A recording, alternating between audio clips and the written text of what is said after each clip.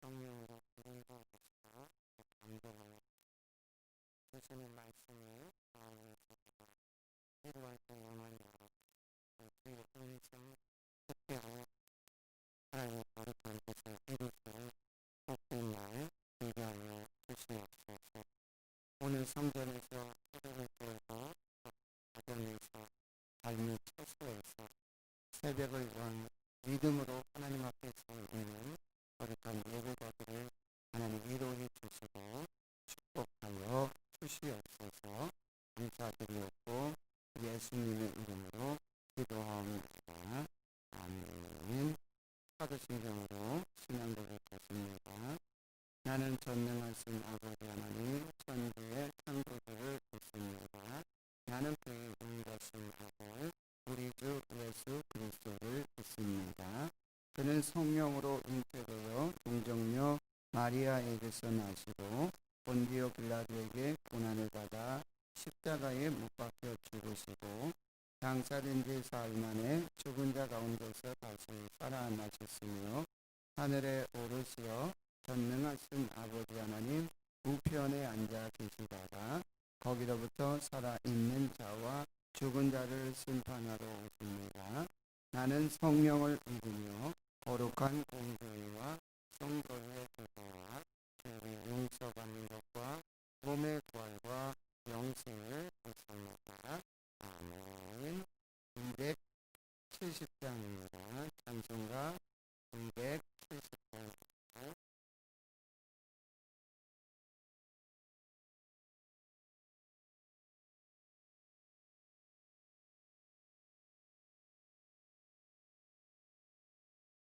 변찮는 주님의 사랑과 거룩한 보혈의 공로를 우리 다 찬양을 합시다.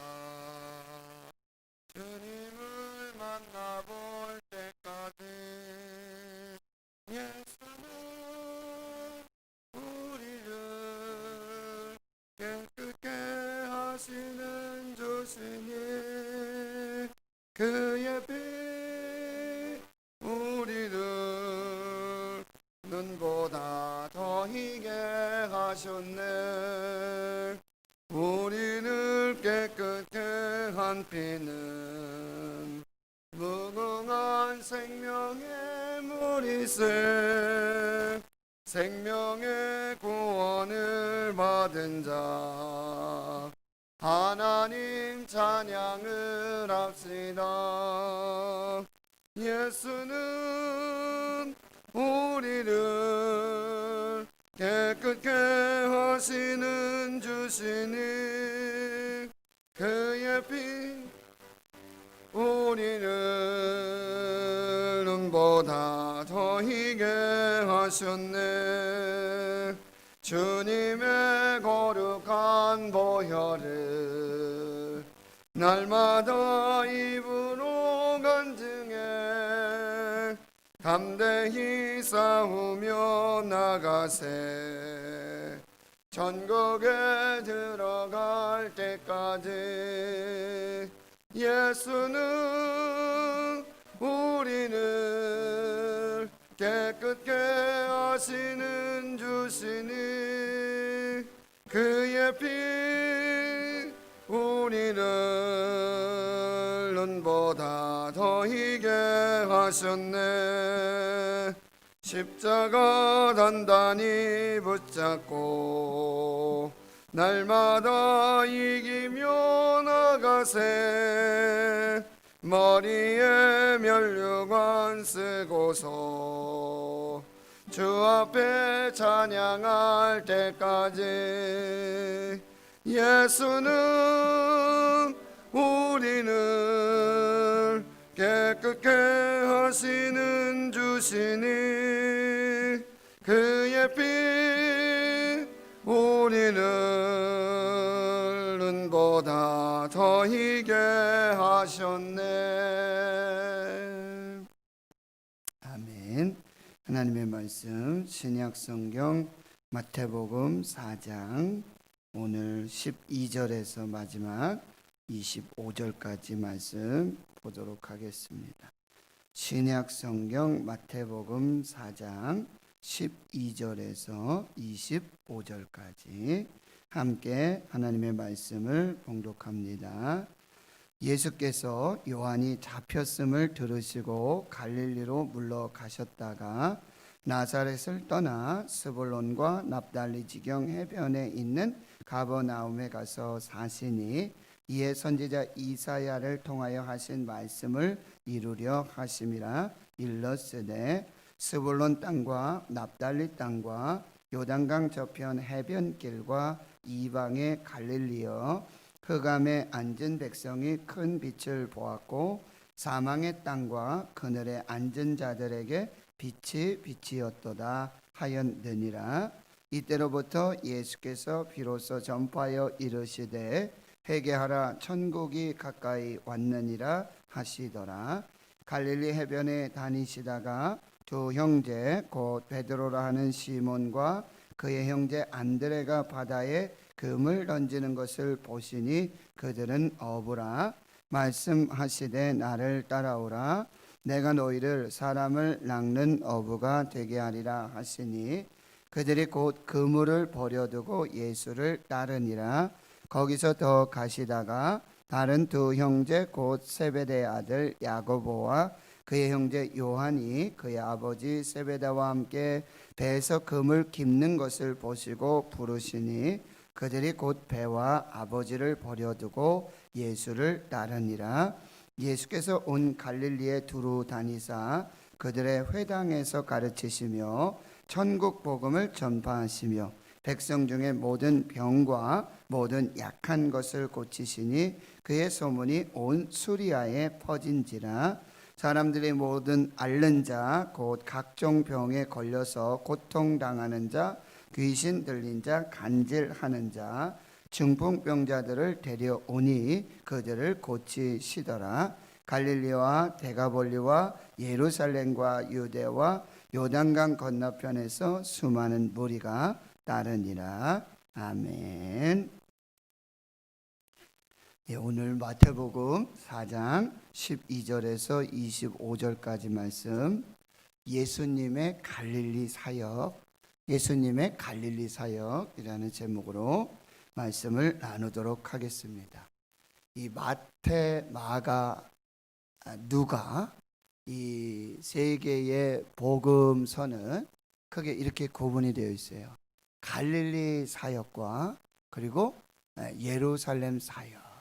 그래서 혹 우리가 성경을 읽다 보면은 예수님의 공생애가 1년밖에 되지 않은 것 아닌가라는 오해를 할 수가 있어요. 그래서 마태, 마가, 누가복음은 쭉 이제 갈릴리 사역을 마무리하고 이제 나귀 타고 예루살렘 입성하시는 그 분기점이 돼서 그다음에 그 후로 이제 십자가를 지시고 또 부활하시고 승천하시는 이런 내용으로, 그래서 크게 갈릴리 사역과 그다음에 예루살렘 사역. 그런데 이것을 보완해 주는 책이 바로 요한복음입니다. 요한복음은 예수님께서 유월절을 당하셔서 예루살렘을 방문하시는 이야기가 중간중간에 나오고 있어요. 그러니까 그 횟수를 따지면 약 3년 정도 이 공생의 기간이 있었다라고 하는 것을 우리가 이해할 수 있습니다. 그래서 여러분 복음서를 읽으실 때는 이게 하나의 복음서로도 의미가 있어요. 충분한 하나님의 메시지가 있고 영적 의미가 있는데, 이것을 복음서가 4개가 되는 이유는 보십시오. 공간복음에서는 기적 이야기라든지 사건 이야기가 비슷비슷한 이야기들이 많이 있어요. 물론 마태복음에만 있고 마가복음에만 있고 누가복음에만 있고 요한복음에만 있는 이야기가 있어요. 그런데 이 사복음서를 이렇게 다 통합해서 보시게 되면 예수님의 사역들을 정확히 이해할 수 있게 되어집니다. 그래서 마태복음을 우리가 지금 4장 살펴보고 있는데, 1장에서부터 이제 아브라함과 다윗의 자손 예수 그리스도의 계보, 족보가 나오고요. 그 다음에 예수 그리스도의 탄생 이야기, 성령으로 잉태되고 또 요셉과 마리아의 순종, 그 다음에 구약의 성경의 그 예언들을 이루시는 과정으로 예수님의 탄생. 2장에서는 이제 동방 박사들의 방문, 유대인의 왕으로 오시는 예수 그리스도. 그래서 아기 예수께 예물 드리고 경배하고 또 꿈에 이제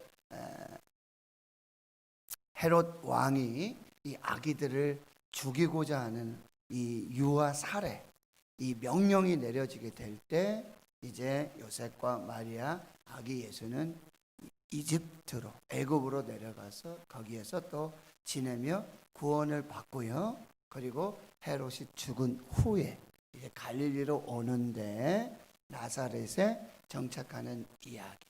그리고 3장에 보면은 세례 요한이 등장하게 되고 세례를 베푸고 또 역시 예수님이 이제 갈릴리에서 나사렛에서 요단 예루살렘으로 올라오셔서 세례를 받으시고 그 다음에 성령에 이끌려서 광야로 가셔서 40일을 줄이시고 시험 당하시는 이런 사건들이 이제 진행이 되어집니다. 그리고 이제 오늘 12절에 그 사이에 이제 어떤 일이 벌어지냐면 요한이 옥에 갇히는 그런 사건들이 벌어지게 되어집니다. 이 상황들을 보면서 예수님은 갈릴리로 다시 올라가 계셨습니다. 그리고 나사렛을 이제 떠나십니다. 그리고 스불론과 납달리 지경에 있는 가버나움으로 이사하셔서 그곳을 중심으로 해서 이제 갈릴리 사역이 시작이 되어지는 것입니다.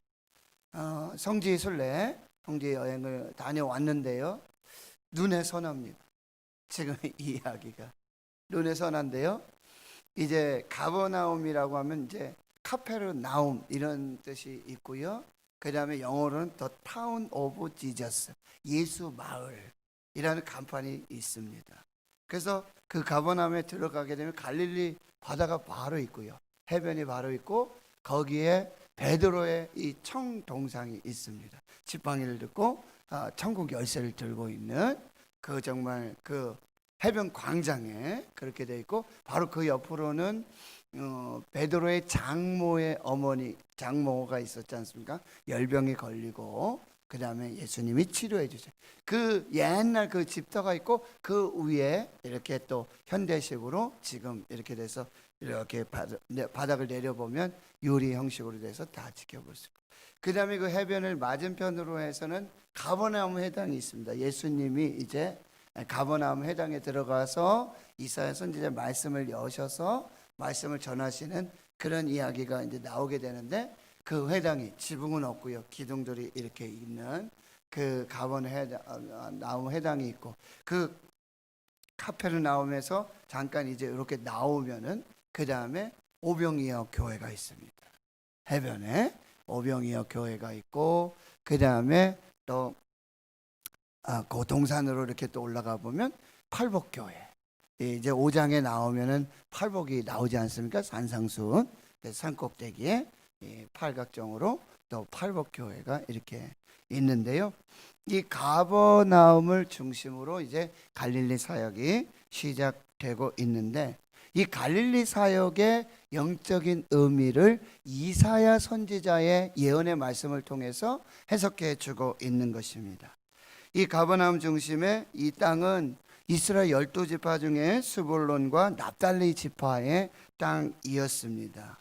그리고 여기 이방의 갈릴리어라는 표현이 쓰고 있는데 여러분 이스라엘은 크게 북쪽에 갈릴리 지역이 있고 그 다음에 요단강을 중심으로 해서 북쪽에 갈릴리 그 다음에 사마리아와 그 다음에 유다 예루살렘 이렇게 고물이 되어 있는데 이 갈릴리 지역 이 지역은 옛날에 이스라엘 지역 북이스라엘 지역과 남유다 이렇게 나눠지잖아요. 근데 그들이 범죄해서 아수르에 의해서 이 북방의 갈릴리 지역부터 먼저 이제 이방 땅으로 변하게 되는 거예요. 아수르에서 멸망하면서 이방인들이 들어와서 혼혈족이 되고 사마리아는 뭐 말할 것도 없고요. 그렇게 하면서 거반 이반 땅이 되고 마는 그런 땅이 되고 맙니다. 잊혀지게 되지요. 그리고 많은 사람들이 이 갈릴리 지역은 그렇게 시골 지역으로 주목받지 못하는, 그런데 바로 예수님께서 가버나움을 중심으로 이 북방의 이 스불론 지파, 납달리 지파의 이 갈릴리 지역에서 사역을 시작하게 되는데, 그것이 이제 이사야 선지자의 예언으로 16절에 흑암에 앉은 백성이 큰 빛을 보았고, 여러분 요한복음 8장에는 나는 생명의 빛이라, 예수님 빛으로 오셨잖아요. 빛. 빛이 어둠에 빛이 돼 어둠이 깨닫지 못하더라. 이런 이 생명의 빛의 사역이 시작됐고, 사망의 땅과 그 그늘에 앉은 자들에게 생명의 빛이 비치기 시작했다. 예수님의 사역은요, 생명 사역입니다. 빛의 사역이에요. 어둠이 있는 곳에, 영적인 어둠이 있는 곳에. 이것은 단순한 그런 어둠을 의미하기보다도 이래 영적 어둠, 이런 이방 땅에 그런 영적인 어둠들을 이제 생명으로, 빛으로 바꾸시는 그 사역이 시작되고 있음을 말씀해 주고 있는 것이죠. 그리고 두 번째 사역은 바로 제자를 부르시는 사역이에요. 예수님이 제자를 부르시고 세우셔서 그들을 훈련시키시는 그 사역을 18절에서부터 여러분 22절까지 볼 수가 있습니다. 갈릴리 해변 다니시는데 두 형제 베드로하고 시몬 그의 형제 안드레를 보고 있는데, 그들은 어부잖아요. 갈릴리 벳세다 사람들입니다. 그곳의 어부인데요, 금을 던지는 것을 여기서 제일 먼저 보셨다. 이게 보시다. 이것은 단순한 이렇게 상황을, 형편을 보는 것이 아니라 이것은 무엇이냐면 영안으로 그 중심을 보셨다고, 그 가능성을 보셨다, 이 말씀입니다. 예수님은 우리를 부르실 때, 제자로 부르실 때 그냥 겉모양, 겉모습 그것만 보고 부르시는 분이 아니에요. 베드로도 여기 보면 시몬이라는 얘기가 나오잖아요. 원래 본명은 시몬이에요. 흔들리는 자, 까부르는 자. 그런데 반석이라는 이름으로 베드로로 이름을 바꿔주시잖아요. 그러면 마찬가지로 예수님 우리 부르실 때 외모만 부르지 않았어요. 이 갈릴리의 어부들은 천한 직업이죠. 주목받지 못했던 사람들이죠. 그런데 역시 그들을 이렇게 불러주고 계신다는 거예요. 19절에 나를 따라오너라, 내가 너희를 사람을 낚는 어부가 되게 하리라. 여러분, 예수님의 이 제자로 부르시면요, 다른 목적이 없어요. 예수님의 제자가 된다라고 하는 것은 이제 예수님의 나라, 하나님의 나라의 어떤 중요 요직을 차지하고 어떤 그런 개념에서의 제자로 부르심이 아니라 유일한 목적 딱 하나는 뭐냐면 사람을 낚는 어부가 되게 하기 위해서, 역시 생명 사역을 위해서 생명을 구원하는 그 일에 불러주신다는 목적이에요. 이것이 놀라운 예수님이 제자를 부르시는 유일한 목적이라는 거예요. 저와 여러분을 불러서 제자로 삼으신 목적 단 하나예요. 저와 여러분을 통해서 많은 영혼들을 구원하시고자 하는, 많은 영혼들의 생명을 살리시고자 하는 그 목적이 유일한 목적이에요. 우리는 이 부르심의 목적을 따라서 이 사명을 감당해야죠. 저는 목사로서 그 사명을 감당하고요, 여러분들께서는 뭐 선생님이라든지 직장이라든지 어떤 그 세상의 일들 속에서, 그런데 그 세상의 일들의 가장 중심적인 목적은, 우리로 제자로 불러주신 목적은 바로 영혼을 구원하는, 청소하면서도, 청소부 하면서도, 그것이 미술을 그리면서도, 교사하면서도, 유치원 교사하면서도, 중고등학교 교사하면서도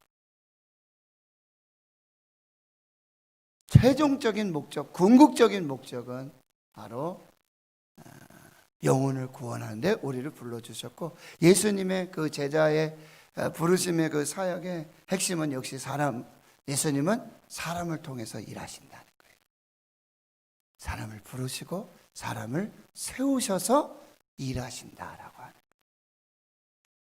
이것이 바로 예수님이 제자를 부르시는 사역이에요. 그러면 그 부르심의 사역에 우리가 할 수 있는 유일한 최고의 선택은 뭐냐?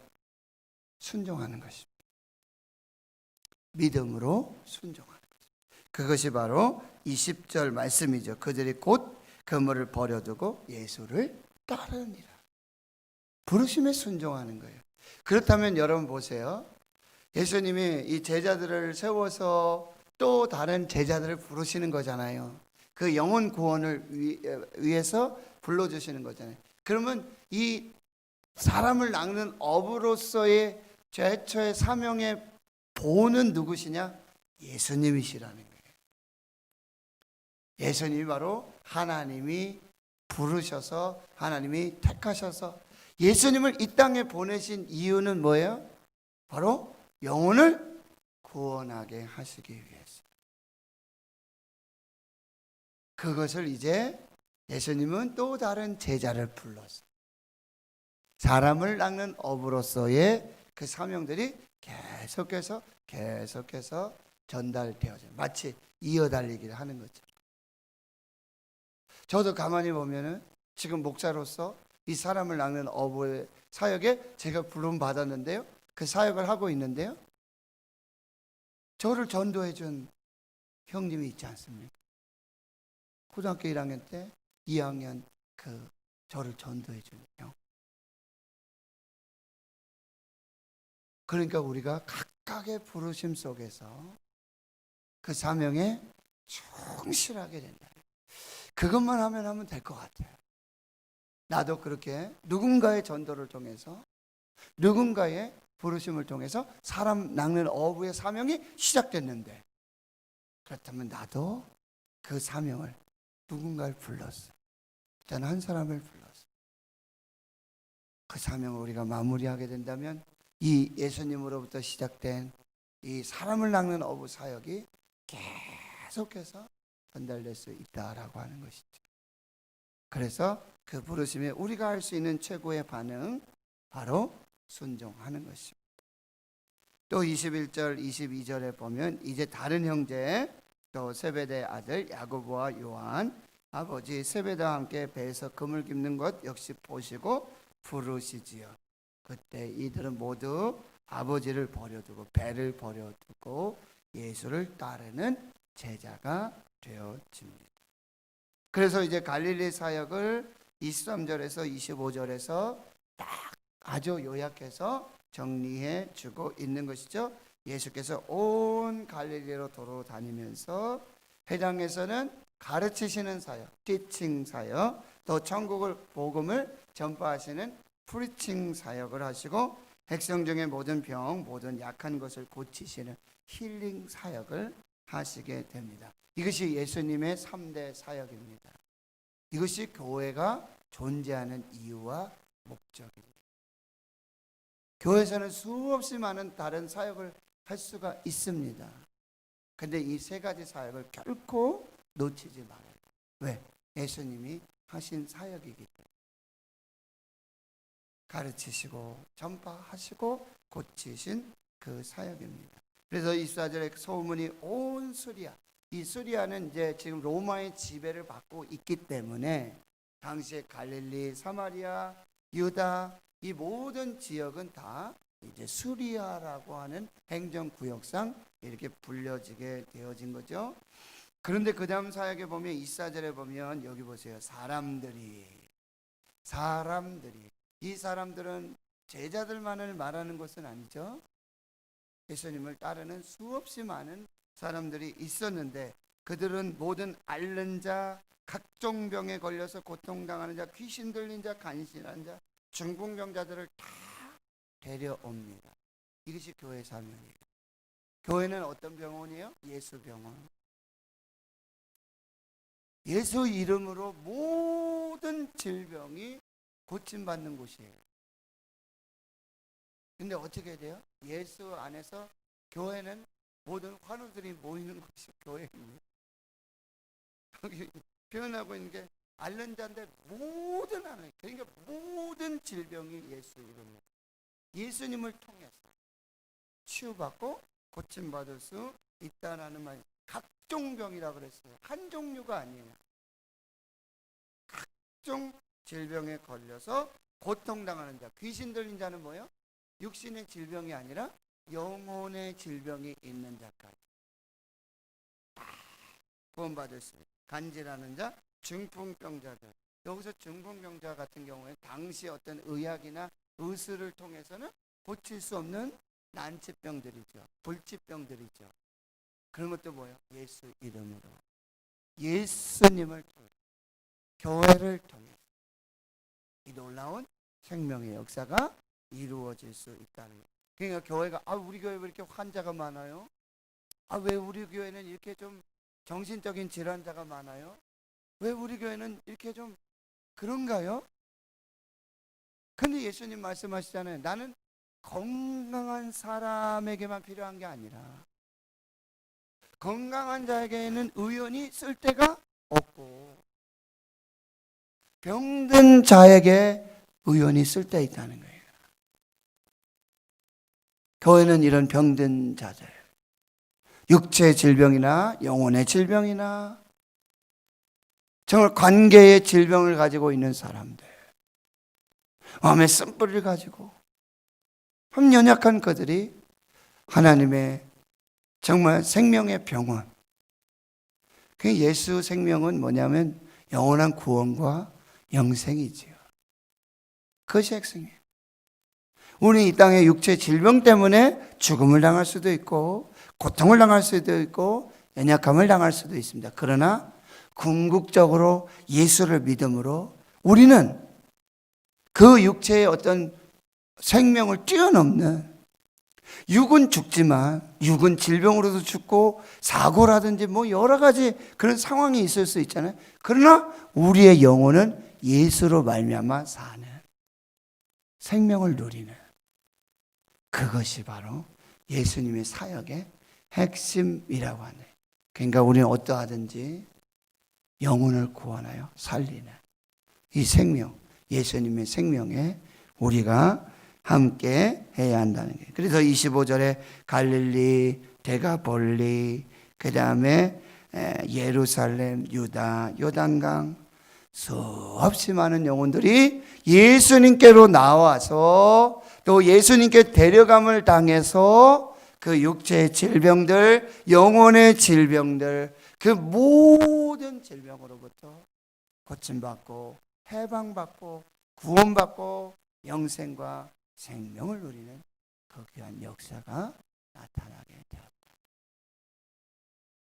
이것이 예수님의 갈릴리 사역, 이것이 교회가 존재하는 목적이고 이것이 저와 여러분을 제자로 불러주신 그 귀한 목적임을 깨닫고 우리가 하나님 앞에서 이 예수님의 생명 사역을 계속해서 쉬지 않고 중단 없이 해나갈 수 있고, 그 다음에 이 코로나19 속에 정말 필요한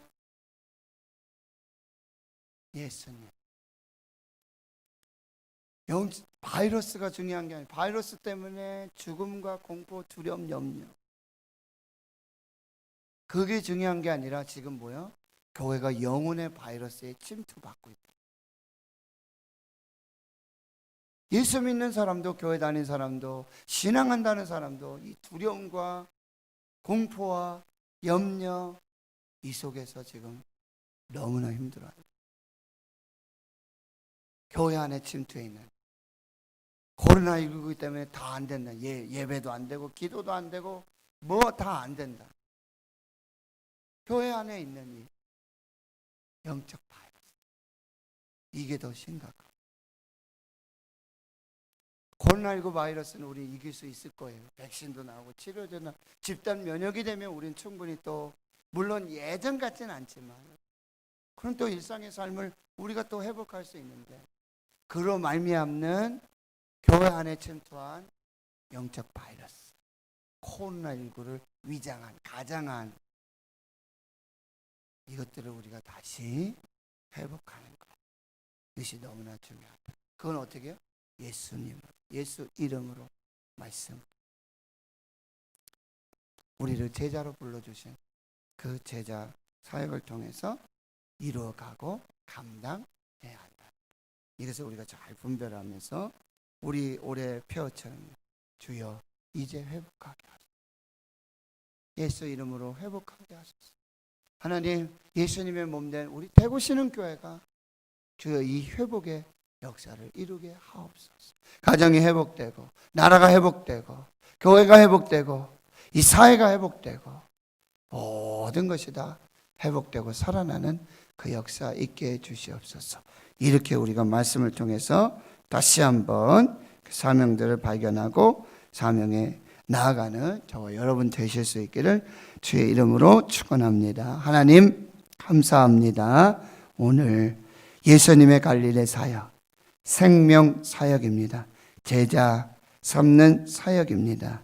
하나님 모든 것 가르쳐 주시고 천국 복음 전파하시고 모든 영혼 육의 질병들을 고치시고 살리시는 그 거룩한 사명, 그 사역, 그리스도의 몸된 교회, 우리 대구시는 교회가 제자로 부름받은 내가 그 사명을 계속해서 감당하고 이어나갈 수 있도록 주님, 우리 대구시는 교회는 오직 예수 생명, 오직 예수 생명, 이 귀한 놀라운 역사로 위로해 주시고 축복해 주시옵소서. 이제는 우리 구주 예수 그리스도의 은혜와 하나님 아버지의 무한하신 사랑하심과 성령의 교통하심이 예수 생명 사역으로 그리스도의 거룩한 영광을 드러내고 하나님의 거룩한 뜻을 이루기로 다짐 결단하는 여기 모인 하나님 나라의 거룩한 주의 백성들 머리머리 위에와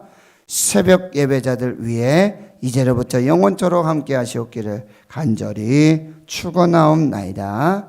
아멘.